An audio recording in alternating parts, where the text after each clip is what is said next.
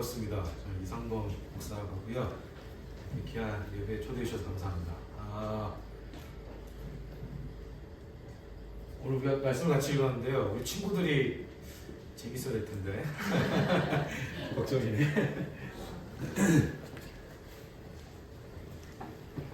네, 우리가 사무엘서 같이 좀 이야기를 나눠보도록 하겠습니다.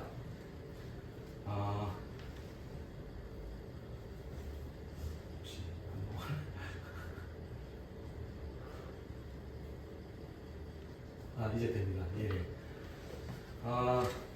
여기 우리 오늘 한 구절 읽었잖아요, 그렇죠? 어렵지 않죠, 여러분. 이 말씀은 뭐 굉장히 단순한 본문입니다. 깊게 헤아릴 것 없이 뜻이 분명한데요. 우리 친구들 한번 물어볼게요. 친구들, 여기 누가 불렀고 누가 대답했죠? 자, 누가 불렀어요? 네? 하나님 불렀어요. 맞아요, 하나님 불렀어요. 그 누가 대답했어요? 사무엘이 대답했어요. 이제 설교 끝내야 될 것 같습니다. 다 맞춰서. 자, 여러분 굉장히 명징하게 나와 있어요. 하나님 불렀고 사무엘은 대답했습니다. 근데 여러분, 우리가 살면서도 그런 거 있죠. 어떤 한순간을 맞이하기까지 지난한 과정을 지날 때가 있습니다.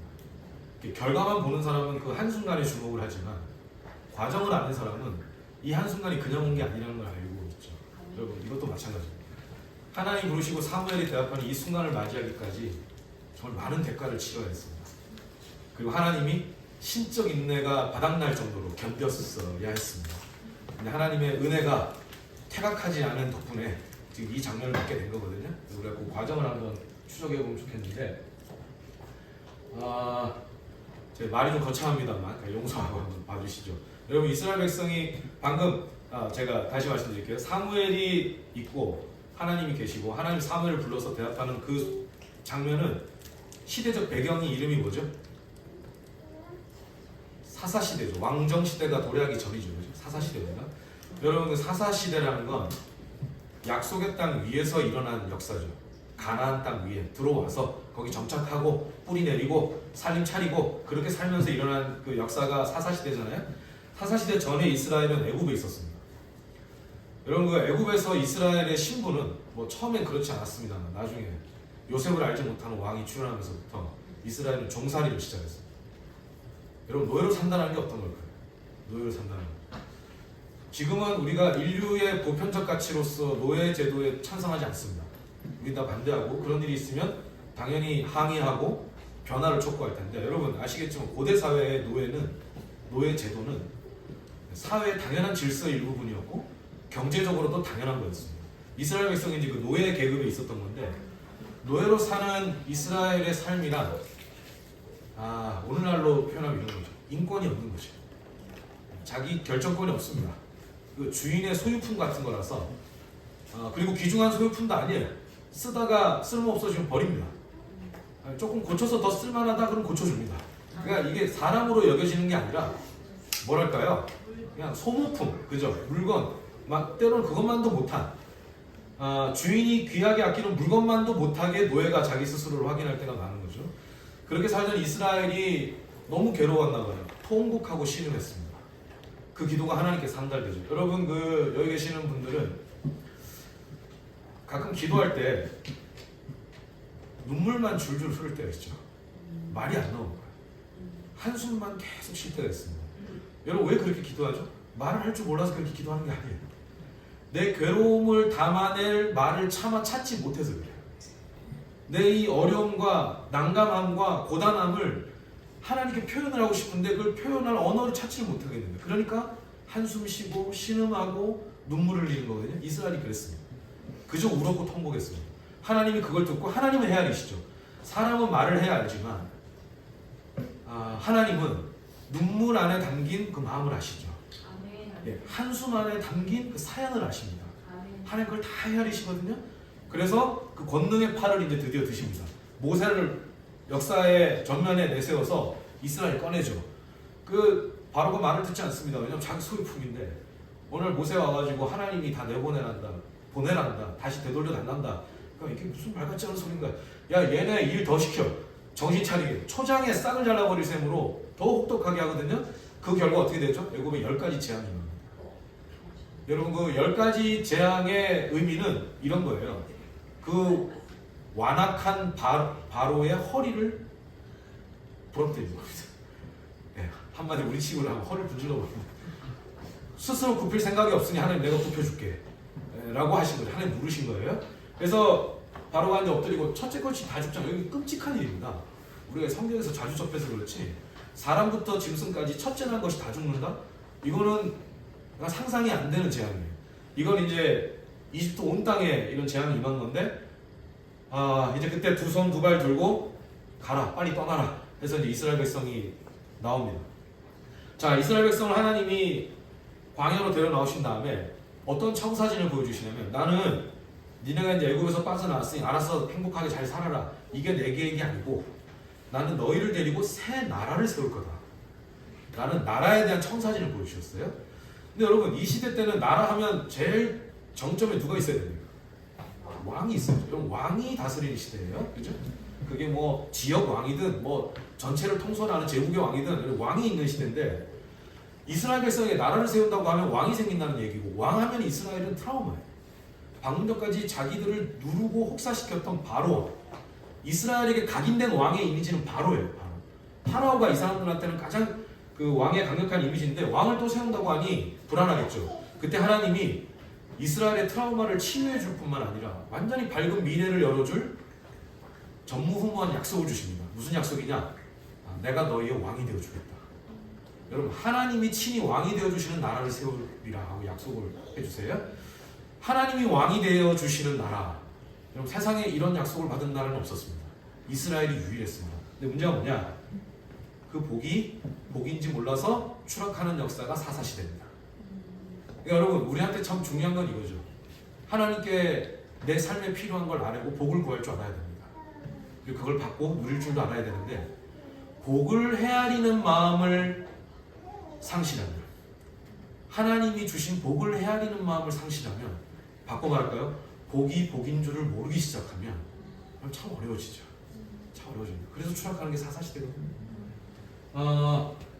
하나님이 이런 복을 주셨어요. 하나님은 왕으로 다스리시고 이스라엘이 12지파지만 12개지만 하나인 연맹체를 이뤄서 하나님의 복을 가득 받고 하나님 주신 그 은혜를 누리면서 하나님이 어떤 분이신지를 열방에 보여주는 게 반사체가 되어주는 게 이스라엘이 받은 사명이면서 축복이었는데 이게 이제 제대로 되지 않고 삐걱거리기 시작한 거죠. 그래서 여러분 이 사사시대를 전체 그림으로 그린다면 이렇게 되는 거예요. 이렇게 뱅글뱅글 돌면서 밑으로 추락하는. 여러분 사람이 살면서요 한 번에 뚝 떨어지면 느낌이 와요. 이거 뭔가 잘못되고 있다. 이러면 안 되는데? 이렇게 가면 이거 진짜 힘들어지는데 하고 사람이 느낌이 바로 오거든요. 근데 있죠? 뱅글뱅글 돌면서 제자리에 있는 듯한데 서서히 떨어지잖아요? 한참 뒤에야 어떻게 하다 여기까지 왔을까? 뒤늦게 깨달았을 때 늦어요. 이게 이스라엘이 그렇게 추락을 하는 거예요. 사사시대가. 이게 참 아픈 역사인데 어떻게 추락을 해가는지 제가 몇몇 사사를 소환해서 한번 설명을 드리겠습니다. 첫 번째, 사사 드보라. 제가 예전에 그 청년 때 다녔던 교회에 이렇게 제가 있던 교회가 소속된 교단 전체 여전도에 이런 성회 같은 게 열렸어요. 그 전체 집회 이런 게 열렸거든요. 그래서 전국에서 뭐 기도 많이 하시고 헌신적인 여전도회 분들이 다 올라오셔서 이렇게 뭐 같이 기도를 했는데 그 플랜카드에 뭐라고 적혀 있었냐면 일어나라 드보라여 이렇게 적혀 있었습니다. 이 왜 이렇게 적어놨을까요? 그러니까 성경에서도 드보라는 손꼽히는 좀 여성 지도자, 그죠? 하나님께 쓰임 받았던 위대한 여성 이런 걸로 이제 손꼽히는 인물이잖아요. 드보라가 이제 그런 인물인데 여러분 드보라가 그 가나안 왕하고 전쟁을 이제 벌이게 됐습니다. 전쟁을 하면 여러분 전쟁을 그냥 할 수는 없죠. 병력을 소집해야 돼요. 그죠? 병력을 소집하고 물자 공급이 끊이지 않게 해야 되고 식량이 조달이 돼야 돼요. 그러니까 여러분 전쟁이라는 건 전방에만 일어나는 게 아니에요. 후방의 지원이 확실하게 돼야 이 전쟁이 유지가 되는 거잖아요. 그렇죠? 그래서 이제 드보라가 가나안 왕하고 싸워야 되니까 그 왕하고 싸워야 되니까 예 너무 귀여워. 너무 예뻐서 깜짝 놀랐어요. 앞에 와서 이러고 있는데 무슨 얘기인지 까먹었어요. 이거 지금.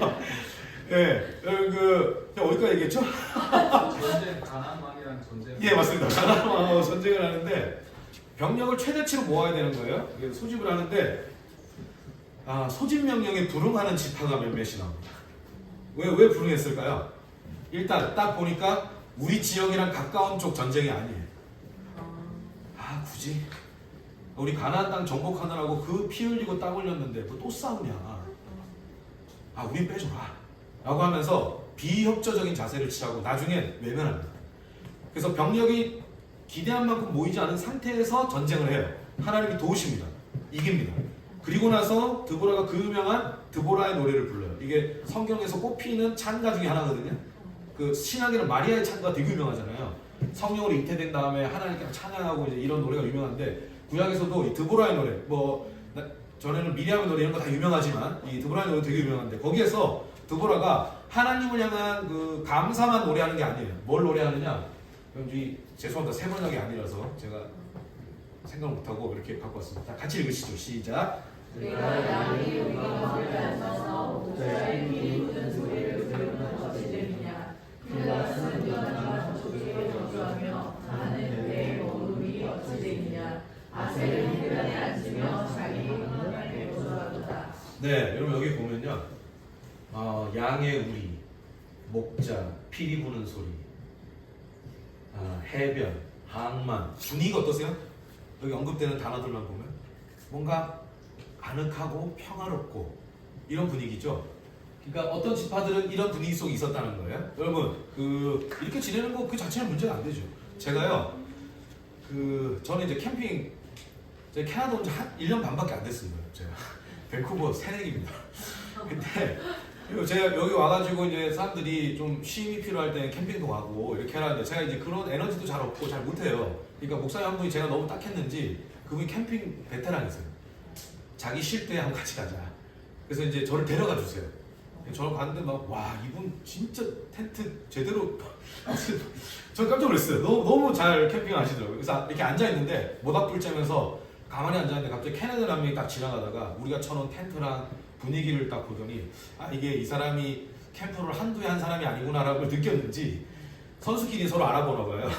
가다가 차를 딱 내더니 유리창을 쭉 내더니 Hey bro 이러더라고요. 딱 봤더니 It's cozy 이러더라고요. 죄송합니다. 발음은 이해해 주시고 용서해 주셔야 됩니다.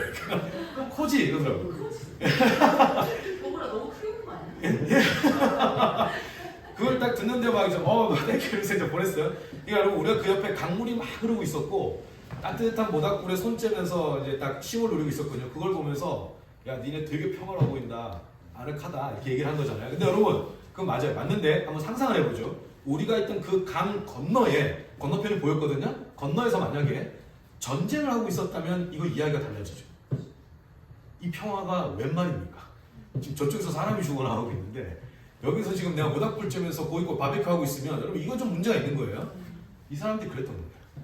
다른 백성들 드보라 뒤를 따라가지고 막 피 흘리며 싸우고 있는데 얘네는 완전히 목가적인 분위기 속에서 평화 누리고 있었던 거예요.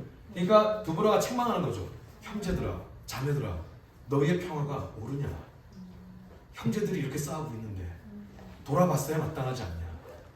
같이 힘을 보탰어야 마땅하지 않냐? 그리고 나서 누려야 할 평화 아니었냐?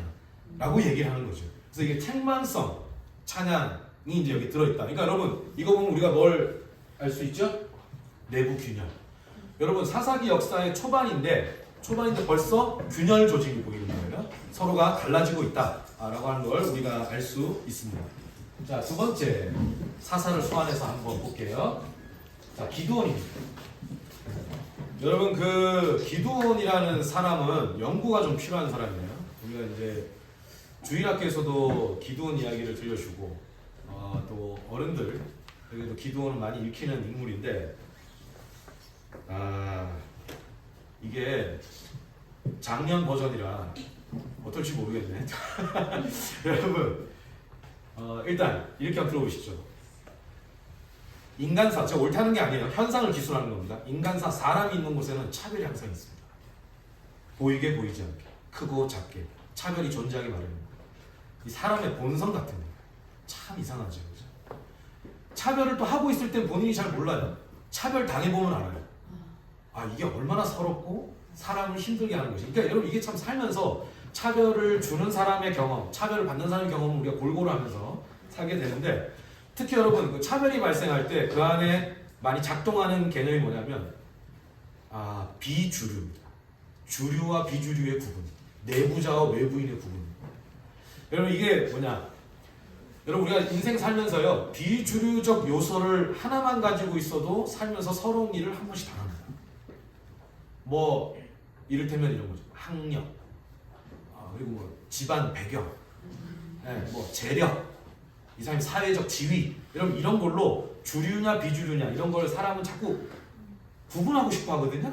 그럴 필요 없는데 그렇게 안 하고도 행복하게 살 수 있는데 자꾸 구분해요. 그냥 마음이 편안한가 봐요. 여러분 근데 우리가 하나만 그래서 비주류 요소를 하나만 있어도 살면서 그런 걸 종종 느껴요. 시선을 느끼고 다른 사람이 나를 대하는 태도에서 느낍니다. 근데 여러분 기드온 있죠? 기드온은 비주류가 하나만 있던 사람이 아니에요. 일단 들어보세요. 기드온이 소속된 지파 자체가 비주류 지파예요. 그리고 기드온의 집안이 비주류 집안이에요. 그리고 기드온이 인물 자체가 비주류적 인물이에요. 비주류가 몇 중입니까? 3중. 여러분 서러운 일 참 당하기 쉬워요. 그런 입지에 있던 사람이에요. 근데 여러분 하나님이 기드온을 쓰시기로 작정하셨어요. 하나님 기드온을 통해 일하기로 결정하셨어요. 그러면 어떻게 해야 됩니까? 하나님의 일하심을 존중해야죠. 하나님이 기드온을 통해 우리를 지키신다, 우리를 이끄신다라는 걸 경외하는 마음으로 따라야 하는데 사람들은 이렇게 들어요. 기드온이 뭐라고 하면 우리가 들어있다나? 기드온이 뭔데? 쥐깎기 뭔데 우리한테 이래라 저래라. 뭐 잘난 게 있다고. 우리 뭐가 나은 게 있다고. 여러분 이런 정서가 팽배한 거예요. 여러분 이런 정서는 가나안 풍습입니다. 하나님 나라의 것이 아니에요. 근데 벌써 백성들 내면에 가나안적 어떤 관점 같은 게 이제 깊이 들어있는 거죠. 어쨌든 그래서 기드온이 하나님 앞에 이제 뭐 우여곡절 끝에 나와서 이제 전쟁을 이끌게 되는데 하나님 도우셨죠. 그래서 전쟁을 승기로 이끕니다. 자 마지막에 이제 잔당들 처리하고 싹 마무리하는 무렵에 무슨 일이 벌어지느냐? 요 두 구절 한번 연속으로 읽겠습니다. 시작. 에브라임 사람들이 그들을 다시 대적하면 저희들이 하나로 그와 크게 다투는지라. 내가 한 일이 없이 능히 너희가 한 것에 비교되겠느냐. 그때 그들의 의욕이 흔들리니라. 네, 그리고 보시면 위에 거는 에브라임 사람들이 기드온한테 한 말이고요. 밑에 거는 기드온이 에브라임 사람들한테 한 말이에요. 이게 뭐냐? 전쟁 막판에 기드온이 에브라임 지파한테 도움을 요청해요. 야 잔당 처리에 좀 나와서 도와달라. 그래가지고 이제 싹 소탕하게 하거든요. 근데 문제가 뭐냐? 여러분 아시죠? 이스라엘의 남방 주류 지파는 유다 지파고 북방의 주류 지파는 에브라임 지파입니다. 에브라임 지파가 주류 지파였어요. 근데 이 사람들이 나와서 자기들이 잔당 처리하는 작전에 투입이 됐잖아요. 존심이 이상한 거예요. 와가지고 야 에브라임 지파가 고작 이런 일을 하는 내가 네 명령 듣고 잔당이나 처리하는 우리가 그런 사람들이야. 여기 지금 말이 되는 소리예요 지금? 하나님의 역사에 부분적으로 참여해서 영광을 맛봤다면 족할 일이지. 와가지고 내 급에 맞는 일을 주지 않았다고 다투는. 근데 여기서 저기서 말하는 다투는 건요 서로 뭐 섭섭하고 뭐 등 돌리고 삐지고 이런 뉘앙스의 단어가 아니에요. 원어를 보면 저기 다툰다는 건 멱살 붙들고 둘 중에 하나는 져야 끝나는 싸움, 끝장을 보겠다는 싸움을 한 거예요. 여러분 이게 위기, 내부의 위기가 일어났습니다. 그래서 그 다음에 이렇게 얘기한 거예요. 내가 한 일이 그대들이 한 일보다 높지 않다. 오히려 에브라임 지파 당신들이 한 일이 진짜 중요한 일이었다 하면서 에브라임 지파를 극진히 높여줍니다. 기드온이 저자세로 극진히 높여줘서 이 갈등을 해결해요. 이렇게 보면 기드온은 평화의 사람 같대요. 여러분 공동체나 인간관계에서 갈등이 발생할 때 나를 부인하고 나를 낮춰서 상대방을 세워줌으로써 갈등을 해결한다는 건 생각보다 쉬운 일이 아닙니다. 근데 기드온이 그걸 감내하면서 한 거예요. 이렇게 보면 기드온은 평화의 사람 같아요. 근데 기드온의 다른 얼굴이 또 있어요. 뭐냐? 요거 이어서 읽겠습니다. 시작. 수꽃 왕백들이 이르되 어찌 우리가 내 군대에게 떡을 주겠느냐 하는지라. 장로들을 붙잡아 들가시와 칠레로 수꽃 사람들을 징벌하고 성읍 사람들을 죽이니라. 여러분 방금 전에 에브라임 지파에게 평화의 손을 내밀어서 화해를 이끌어냈던 사람인데 이번에는 칼을 쥐고 막 흔들었습니다. 이게 무슨 뭐냐? 마지막으로 전쟁 막바지에 기드온이 병사들이 굶고 있으니까 가까운 성읍에다가 식량을 좀 보내달라고 막 요청을 해요. 근데 그 성읍사람들이 이렇게 얘기합니다. 우리가 왜 기드온이 보내라고 그러면 보내야 되지? 기드온이 뭔데? 이렇게 비아냥거립니다. 그래서 병사들이 배불고 싸워요. 어쨌든 이깁니다. 딱 전쟁 끝나고 나서요. 기드온이 가가지고 아까 에브라임 지파를 대하듯이 대하지 않고요. 칼 뽑아가지고 식량 보고 거부한 사람 다 나와. 이래가지고 이렇게 처단을 해요. 여러분 이렇게 보면 기드온 완전 보복의 사람. 자, 같은 사람에게 이렇게 공존할 수 없는 무언가 같이 있는 모습이거든요. 여러분 이걸 정리하면 뭘까요? 혹시 이런 말 아세요? 강약, 약강. 강자에겐 약하고 약자에겐 강한. 괜히 비겁한 거죠. 때로는 더 심하게 비열하는 거죠. 여러분 기드온이 딱 그런 캐릭터예요. 여기서 보면 캐릭터. 여러분 이건 가난적 캐릭터예요. 그러니까 백성의 내면에나 지도자의 내면에 가난이 계속 물들고 있는 거예요. 그러니까 여러분 사실 기드온은 사사기 전체 이야기에서는 변곡점이 되는 인물입니다. 이스라엘이 점점 확실히 기울어가는 기점을 만들어낸 사람이다라고 우리가 볼 수 있어요. 자, 사사 입다를 한번 살펴보겠습니다. 그 다음에 여러분 그 아시겠지만 입다는 한번 그 왕자의 난에서 퇴출돼가지고, 왜냐하면 이게 두 번, 그러니까 본처의 자식이 아니었어요. 후처의 자식이라 그 권력 쟁탈전에서 이미 일찌감치 퇴출돼가지고 밑바닥 생활하던 사람이에요. 근데 이제 그 성읍에 전쟁이 났는데 입다만한 장수가 없는 거예요. 그 쫓아냈다가 장로들이 가가지고 다시 청합니다. 와달라고. 그러니까 입다 입장에서는 내가 당신들한테 쫓겨난 사람인데 이제 전쟁이 터졌고 내가 필요한 이제 와서 나한테 손을 내미냐, 이게 뭐하는 짓들이냐 라고 얘기했더니 장로들이 찾아와서 이렇게 정치적 협상을 합니다. 우리가 잘못했고 오케이 우리가 잘못했고 이번 전쟁에 나가서 이겨주기만 하면 네가 우리 머리다 라고 진짜 화끈한 제안을 합니다. 여러분 입다 인생에 다시 오지 않을 기회일 수 있는 거예요. 입다가 이 기회를 잡아야만 했습니다. 그리고 이제 나서서 사사가 됩니다. 여러분 잘 보세요. 이전까지는 사사가 하나님의 선택, 하나님의 일방적인 부르심을 통해 사사가 세워졌는데 이제는 경로가 어디에? 사람들 사이의 어떤 정치적 협상, 절충을 통해서 세워지죠.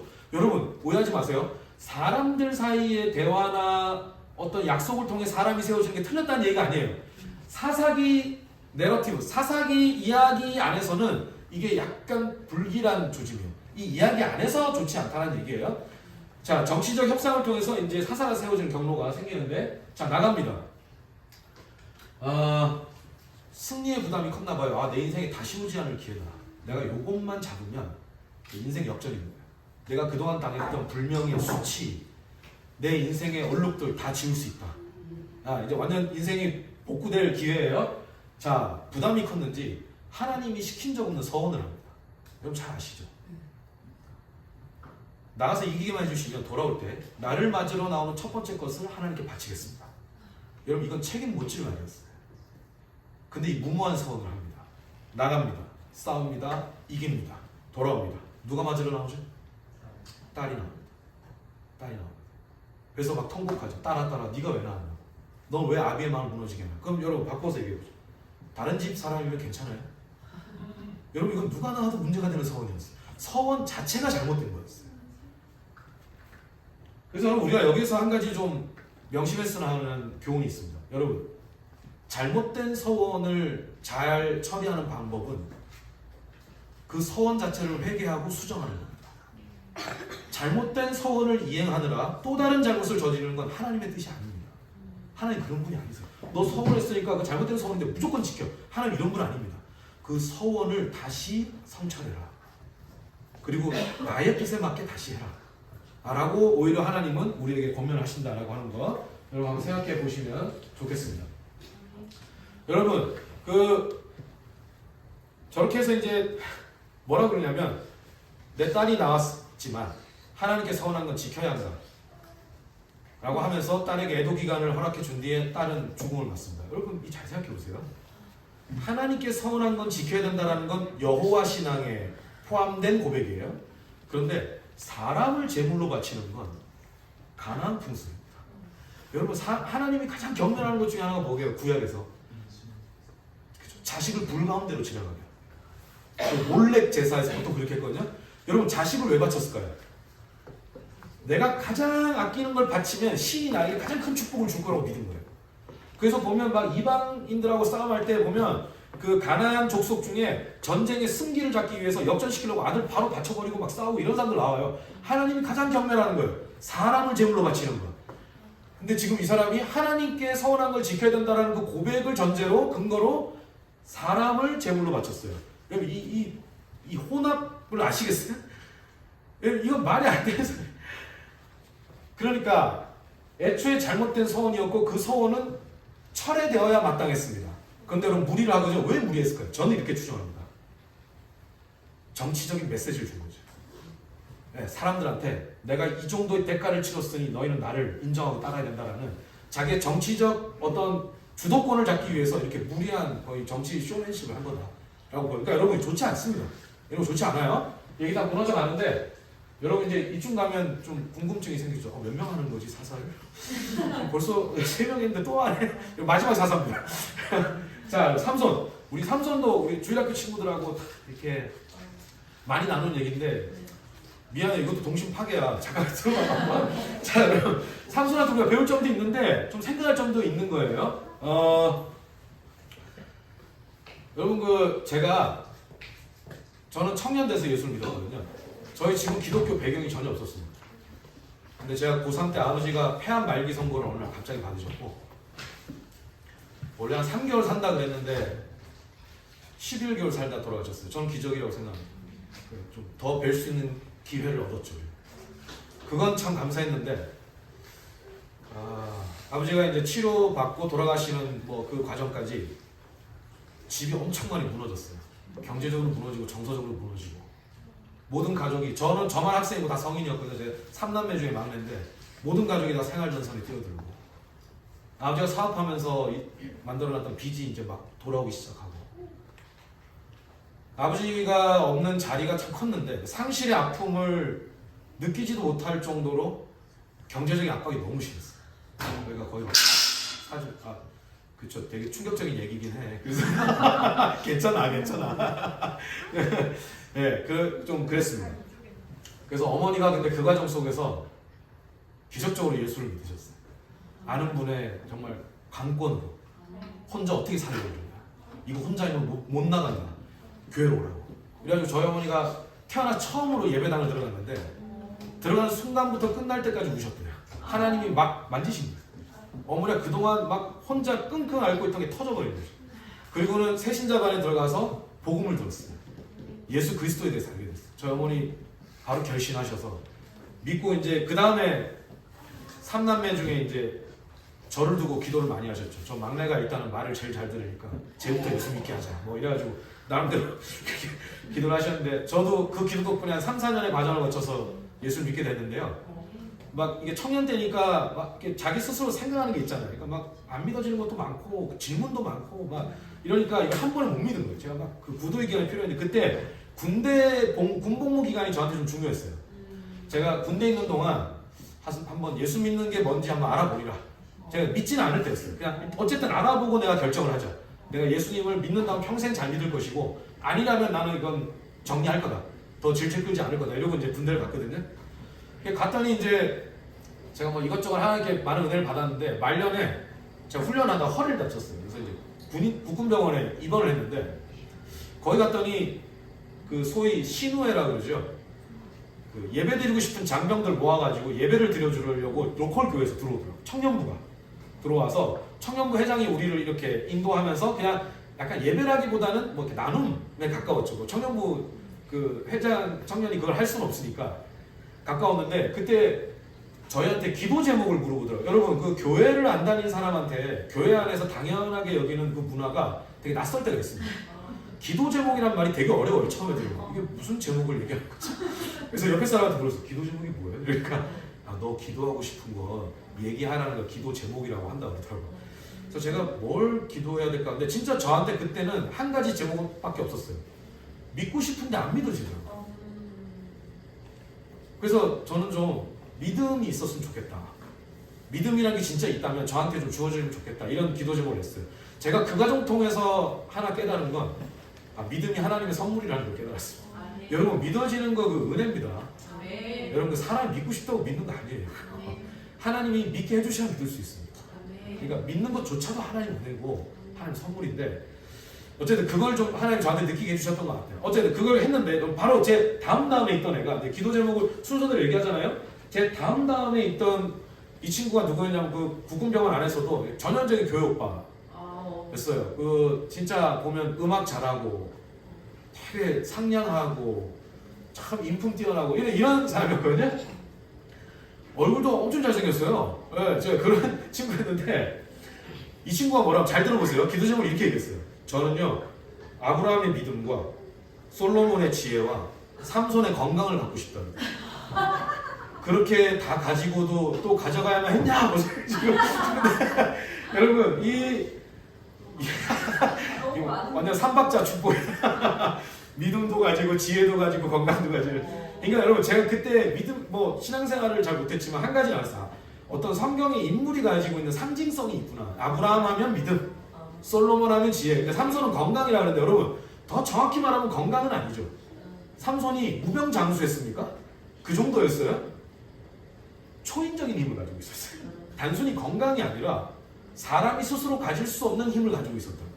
요즘 애들이 보는 걸로 뛰면 그 마블 시리즈에 나오는 캐릭터들 그 이상의 힘을 가지고 있었던 거예요. 그죠? 삼손을 힘으로 이길 수 있는 자가 아무도 없었어요. 여러분 그 힘 왜 줬을까요? 하나님 삼손 이스라엘 공동체를 위해 사용하라고 준 거예요. 그러니까 여러분 지도자의 권한, 지도자의 권력은 공공재입니다. 자기의 사적 이익을 위해 사용하라고 준 게 아니에요. 자기의 개인의 영달을 이루라고 준 게 아니에요. 공동체의 안녕과 유익을 위해 사용하라고 권력도 주고 권한도 주고 준 거예요. 삼손인데 그걸 정말 이럴 수 있나 싶을 정도로 철저하게 자기를 위해 씁니다. 도박하는 데 쓰고 맨날 내기하잖아요. 그리고 자기 욕망 막 이뤄내는 데 사용하고 자기 혈기 막 부리는 데 사용하고. 여러분 이렇게 지도자가 자기가 받은 권한을 자기의 사익을 위해서만 사용하면 공동체가 불행해집니다. 근데 여러분 재밌는 게 이거죠. 삼손이 그렇게 하나님의 뜻에 정확히 불일치하게 자기 힘을 막 사용하고 있잖아요. 근데 하나님은 그걸 정확히 하나님의 뜻에 맞도록 만드세요. 여러분 이 하나님 위대하시네요. 그래서 이런 말 들어보셨어요? 하나님은 구부러진 것도 직선으로 쓰실 수 있다. 여러분 우리가 막 헛발질하고 막 이런 것도 하나님은 정확하게 겨냥되게 쓰실 수 있습니다. 이게 하나님의 위대함이죠. 근데 여러분 이건 생각해야 돼요. 하나님은 위대하신데 삼손은 불행한 거예요. 하나님은 하나님의 능력을 힘껏 발휘하셨는데 삼손은 계속 하나님과 멀어지고 있는 거예요. 자 그리고 마지막 한번 읽어보실게요. 시작. 주 여호와여 보아옵나니 나를 생각하옵소서. 하나님이여 보아옵나니 이것만 나를 강하게 하사 나의 두 눈을 뺀 블레셋 사람에게 원수를 단번에 갖게 하소서. 여기 보면 마지막에 삼손이 이거 머리 잘리고 눈 뽑히고 막 이래가지고 아주 촬영하시는 머리가 다시 자랐어요. 참 부럽더라고요. 머리가 다시 자란다 그러니까. 근데 어쨌든 이 사람이 머리가 자란다라는 건 무슨 의미입니까? 그냥 모발의 재생이 아니라 능력의 회복. 예, 이 의미죠. 왜냐면 삼손의 머리카락은 그 나시린 전통에 따라서 그 능력과 연결된 어떤 상징적인 신체 일부였기 때문에 이게 깎였는데 이게 다시 자란다는 건 하나님의 힘을 다시 주셨다는 뜻이에요. 그걸 알고 이제 마지막 원수를 갖게 해달라는데 자 보세요. 누구 원수를 갖게 해달라고 합니까? 이스라엘의 원수가 아니에요. 블레셋 때문에 고통받고 있는 우리 동족의 원수를 제가 갚겠습니다라고 말 안 하고요. 저 이렇게 만든 요놈들 내가 마지막에 싸그리 원수 갖고 죽게 해주세요. 이렇게 얘기합니다. 삼손은 마지막에 이렇게 해서 기둥 밀고 이 사람이 원수 같은 블레셋 사람의 인원수가 자기가 살아있을 적에 죽였던 블레셋 수보다 더 많아요. 마지막에 큰 일을 이뤘어요. 그런데 끝까지 자기, 나 이거밖에 없어요. 그러니까 여러분 이 불행한 거예요. 공동체가 계속 주저앉을 수밖에 없는 거예요. 그러다가 이 추락이 이렇게 가고 있는 겁니다. 드보라, 기드온, 입다, 삼손을 따라서 계속 밑으로 내려가고 있는 거예요. 그러다가 추락의 최종 지점이 기브아 성읍입니다. 여러분 이 기브아 성읍에 어떤 일이 벌어지느냐? 레위인 한 사람이 자기 아내를 이제 데리고 집으로 돌아가던 길에 밤이 깊어서 기브아 성읍에서 하루 묵을 수 있을까 하고 두리번거리는데 도시가 차갑고 냉담해요. 아무도 환대를 안 해요. 그러다가 어떤 노인이 나와서 우리 집에 들어와라 해서 하룻밤 자게 해주고 이거 잘 자고 떠났으면 될 일인데 밤에 그 동네 불량배들이 그 집을 둘러쌉니다. 그리고 야 아까 손님 들어왔던데 꺼내라. 우리가 좀 데리고 놀아야겠다. 몹쓸 짓을 이제 계획을 하고 있었던 거예요. 신랑이를 막 하다가 또 엮여요. 이 레위인이 자기 아내를 내줘요. 이 나쁜 사람들이 그 여인을 밤새 능욕합니다. 그리고 그 여인이 객상합니다. 너무 끔찍한 일이 벌어집니다. 그 다음부터 여러분 좀 엮인데 어쨌든 이 레위인이 막 여기서 완전히 이게 자기가 또 아내를 내줄 때는 언제고 또 완전히 돌아버려가지고 이 아내가 죽은 소식을 전 지파에 알려요. 그것도 아주 특이하고도 엽기적인 방식으로 알려요. 제가 얘기는 안 할 텐데 네, 쭉 알려요. 12지파 그걸 보고 완전히 분노합니다. 그래서 내전이 일어나요. 기브와 성읍이 소속된 베냐민 지파를 우리가 다 이거 가만하면 몰살시켜버려야 돼요. 그래서 다른 지파 대 베냐민 지파에 내전이 일어나요. 그래가지고 이제 뭐 나중에 막 거의 멸절될 지경이 이뤄서 이러면 안 된다 그래가지고 뭐 다시 수습하고 막 이러는데 제가 말씀드리고 싶은 건 이겁니다. 여러분 아까 그 집에서 일어난 일 있죠. 여러분 이런 사건 창세기에서 보신 적 있지 않으세요? 어디서 보셨습니까? 창세기. 소돔. 아브라함의 조카 롯이 있는 집에 천사가 방문하잖아요. 그랬더니 그 동네 사람들이 천사를 못 알아보고 손님 꺼내라고 막 신행하다가 여러분 소돔 어떻게 되죠? 먼지가 돼 사라지죠. 왜 그렇게 됐다고 합니까? 하나님은 이렇게 얘기하십니다. 의인 10명이 없어서 은혜를 베풀려도 베풀 수가 없어서 그 도시는 망했거든요. 여러분 그런 도시에서나 일어날 일이 지금 어디서 일어나고 있는 거예요? 이스라엘 한가운데 일어나고 있는 거예요. 자 그러면 결론이 이렇습니다. 이스라엘은 어느 지경까지 무너졌나? 소돔 수준. 살려둘 이유가 없는 거예요. 하나님이 이 꼴 보자고 그 애굽에서 큰 기적을 행하시고 광야에서 40년을 보내시고 이렇게 들어온 겁니까? 이 꼴 보자고 한 게 아니에요. 그러니까 여러분 하나님의 은혜가 전면 퇴각해도 아무도 말할 수 없을 지경이에요. 자 이렇게 된 상황에 대해서 사사시기는 이렇게 얘기합니다. 그때에 뭐가 없대요? 왕이 없어서 이렇게 됐다는 거예요. 그러니까 여러분 이건 이렇게 좋은 인간왕이죠. 다윗 왕 그리고 다윗을 이어서 올 메시아까지 내다보는 말이지만 요 한 토막의 역사로 보자면 뭘 얘기해 주느냐? 여러분 아까 이스라엘에 왕이 없다고 그랬나요? 왕이 누구라고 그랬죠? 하나님은 왕이십니다. 근데 하나님은 그럼 하나님 안 계셨나요? 아니에요. 이 말은 굉장히 많은 의미를 담고 있는데 바꿔 말하면 이런 겁니다. 하나님이 왕으로 계셨는데 하나님을 왕으로 인정하는 백성이 하나도 없었다. 그 얘기입니다. 여러분 자기 가슴 속에서 왕을 다 지워버렸어요. 왕을 지운 사람들은 뭐가 돼? 자기가 왕이 되는 거예요. 한마디로 뭐죠? 무정부상. 다 내 마음대로 살겠다는 거예요. 내 원함대로 살겠다는 거예요. 완전히 무정부상에 이게 지금 다 도착해서 난리가 난 겁니다. 하나님이 이 악의 시대를, 이 혼란의 시대를 막을 내리기로 결정하셨어요. 참다. 이대로는 안 된다. 그래서 한 사람을 불러냅니다. 그게 누굴까요? 사무엘입니다. 여러분 이 얘기하려고 여기까지 돌아왔습니다. 여러분 그러니까 하나님이 사무엘을 불러냈다는 게 얼마나 큰 의미인지 아시겠어요? 지금 시대를 바꾸려고 하세요. 이대로는 안 된다. 이대로는 안 된다. 여러분 제가 뭐 이런 질문이 적절한지 모르겠는데 그냥 한번 용서하시고 대답해 보시죠. 변화. 사람이 잘 변화됩니까? 여러분 사람 잘 변화 안 됩니다. 그 누구 탓할 거 없어요. 나를 보면 알아요. 나를 보면. 여러분 사람이요 사고방식 하나 바꾸는 게 얼마나 어려운지 아세요? 누군가에 대한 편견, 그 사람에 대한 나의 입장 하나를 철회하는데 엄청 오래 걸려요.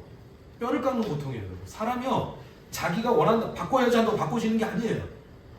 이 굉장히 어려운 과정이에요. 그러니까 우리가 이걸 뭐 다른 사람한테 바뀌라고 말하는 거 이것만큼 미련한 말이 없어요. 사람 잘 안 바뀝니다. 제가 이런 말 하면 어느 교회 가잖아요. 권사님이 저를 막 나무라세요. 아니 목사님은 사람이 바뀐다고 말을 해줘야지 안 바뀐다고 그러면 뭡니까? 우리 다 그냥 이대로 끝나라는 얘기입니까? 제가 그래서 그때 설명을 드리죠. 그러니까 우리는 하나님의 은혜가 없이는 절대 안 바뀐다는 걸 인정하는 순간부터 변화가 시작됩니다. 제가 그 얘기를 드립니다. 나는 하나님의 은혜가 있어야만 변화될 수 있다. 여러분 사람 잘 안 바뀌어요. 그냥 안 바뀝니다. 하물며 시대가 잘 바뀌겠습니까? 이거 사람이 할 수 있는 일 아니에요. 이거 불가능한 임무입니다. 근데 하나님이 그 일을 맡기려고 사무엘을 불러낸 거예요. 그러면 결론은 하나예요. 사무엘은 드보라보다, 기드온보다, 입다보다, 삼손보다 월등한 능력을 가지고 있어야만 합니다.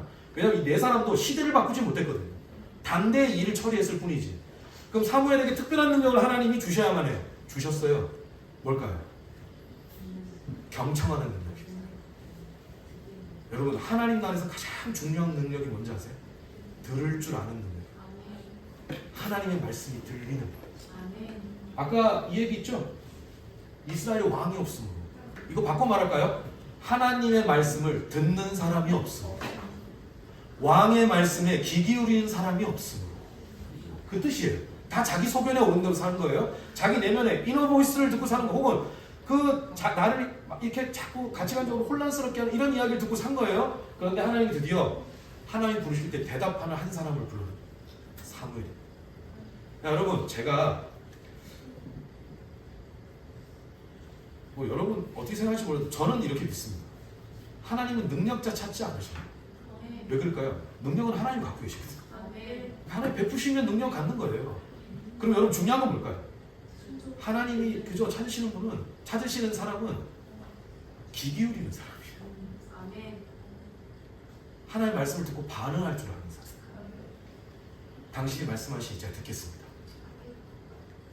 저에게 왕은 둘 아닙니다. 저에게 주인은 둘 아닙니다. 당신이 제 주인이시고 왕이시니 말씀하십시오. 제가 듣겠습니다. 여러분 하나님 이런 사람 찾으시죠. 저는 그렇게 믿습니다. 그리고 오늘도 하나님은 그 듣는 한 사람을 통해서 일하신다. 여러분 저는 여기 있는 우리 친구들, 아이들 제가 이름을 다 몰라가지고 사무엘아 부르시듯이 우리 친구들 한 명 한 명을 하나님이 부르시는 날이 있을 거라고. 여러분 그때 우리 친구들이 하나님 제가 듣고 있어요. 말씀하세요. 여러분 이게 미래죠. 이게 하나님이 우리에게 밝혀가실 미래입니다. 여러분 그러려면 곁에서 먼저 듣는 어른들이 있어요. 들음으로 살아가는 앞서간 세대가 있어야 뒤를 이어갈 수 있는 거죠. 그래서 저는 이 경청의 길, 하나님 우리를 경청의 길을 부르신다.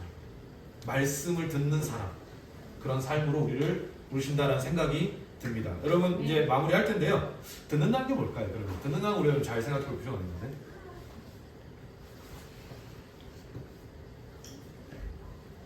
여러분 제가 아내랑 그냥 이렇게 지금 결혼한 지는 한 15년 됐어요. 연애까지 합치면 한 17년, 8년 되는 것 같은데. 그러니까 우리 둘이 이렇게 연애 때부터 뭐랄까요? 습관이 자기의 하루, 내가 살았던 하루를 꼭 둘이 같이 얘기해요. 그래서 뭐 하루에 최소한 20분, 30분 정도는 같이 얘기해요. 근데 그게 자연스러운 일인데, 그걸 이제 제가 뭐 너무 바쁘거나 어디 출장을 가거나 그러면 한 2, 3일 못 할 때가 있잖아요. 그러면 이제 돌아오면 그동안 대화가 밀렸으니까 서로 식탁에 앉죠. 애들은 자고. 앉아서 아내가 뭐 이런 일도 있고 저런 일도 막 얘기하고, 근데 제가 막 카톡을 하고, 그래서? 그 다음에. 오케이. 듣고 있어, 얘기해. 이러는 거예요. 여러분, 이러면 어떻게 됩니까?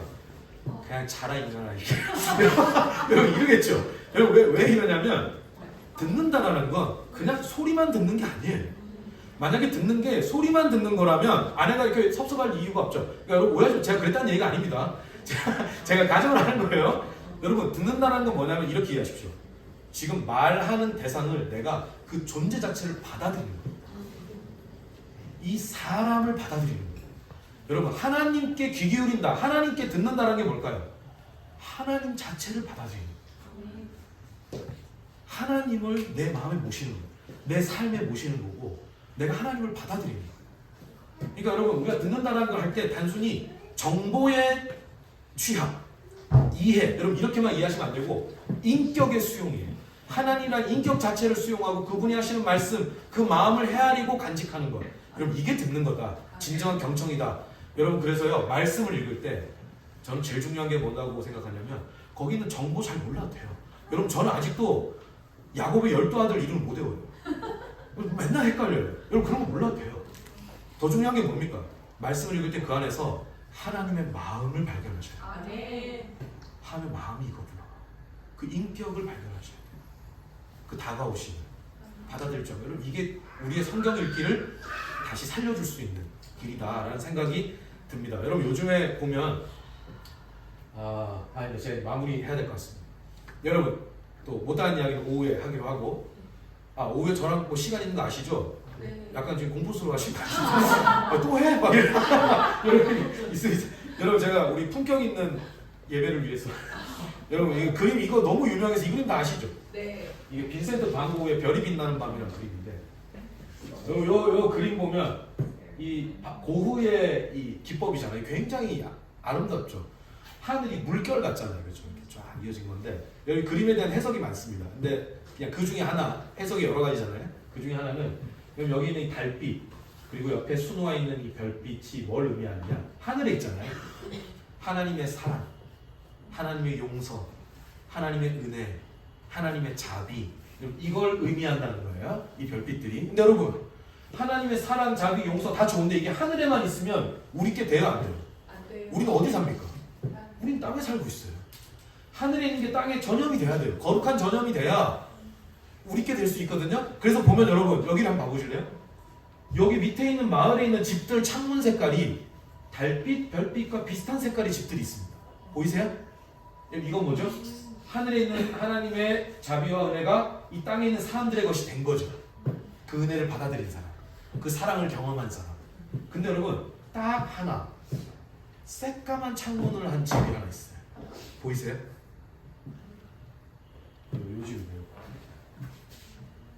여기 창문이 새까맣죠. 여러분 저게 뭔지 아세요? 교회 예배당입니다. 고흐 시대 때 고흐가 바라봤던 교회의 모습이에요. 하나님의 사랑을 얘기해도 냉담하고 하나님의 은혜를 얘기해도 아무 반응이 없고 잠들어 있고 죽어 있고 냉담해진 어떤 교회의 모습. 그 당시에 고흐가 바라봤던. 그러니까 여러분 하나님의 사랑과 자비가 가득하지만 여기에 들어가지 못하죠. 받아들이지 못해요. 여러분 불통관계입니다. 불통관계. 여러분 하나님의 사랑과 자비가 자기 것이 되려면 하나님과 소통이 돼요. 그 소통의 출발이 뭐라고요? 경청입니다. 경청. 마음을 다해 마음을 듣는 것. 이걸 잃어버린 거죠. 여러분 우리 평생에 단 한순간도 이런 자리에 서지 않기를 바랍니다. 아멘. 우리는 하나님의 사랑이 자비가 그 은혜가 내 것이 되는 삶, 아멘. 내 안에 누려지는 삶, 그리고 같이 나누는 삶. 우리는 그 삶으로 부름받았다는 걸 기억하시고 그럼 우리가 무엇을 해야 되느냐? 경청의 은혜를 구하시기를 주님의 이름으로 부탁드리겠습니다. 아멘. 기도하겠습니다. 하나님 오늘 우리에게 말씀을 함께 나눌 수 있는 시간을 주시고 특별히 사무엘을 통해 듣는 은혜를 돌아보게 하심을 감사드립니다. 하나님 우리가 가진 것이 많을 수도 있고 적을 수도 있고 살아가는 삶이 확실할 수도 있고 불확실할 수도 있습니다. 우리가 건강할 때도 있고 건강하지 않을 때도 있습니다. 우리의 삶은 우리의 삶은 변화무쌍하지만 우리에게 불변했으면 하는 것이 하나 있습니다. 그것은 당신의 변함없는 말씀이 우리에게 있으며 우리가 그 말씀에 귀 기울이는 것입니다. 주님 우리에게 경청의 은혜를 내려 주옵소서. 그 말씀의 은혜가 하루도 흉년으로 임하지 않게 하시고 우리 평생에 하나님의 말씀에 흥함함이 그 말씀에 풍성함이 우리의 경청의 은혜를 통하여 우리의 삶에 우리의 공동체에 임하게 하여 주옵소서.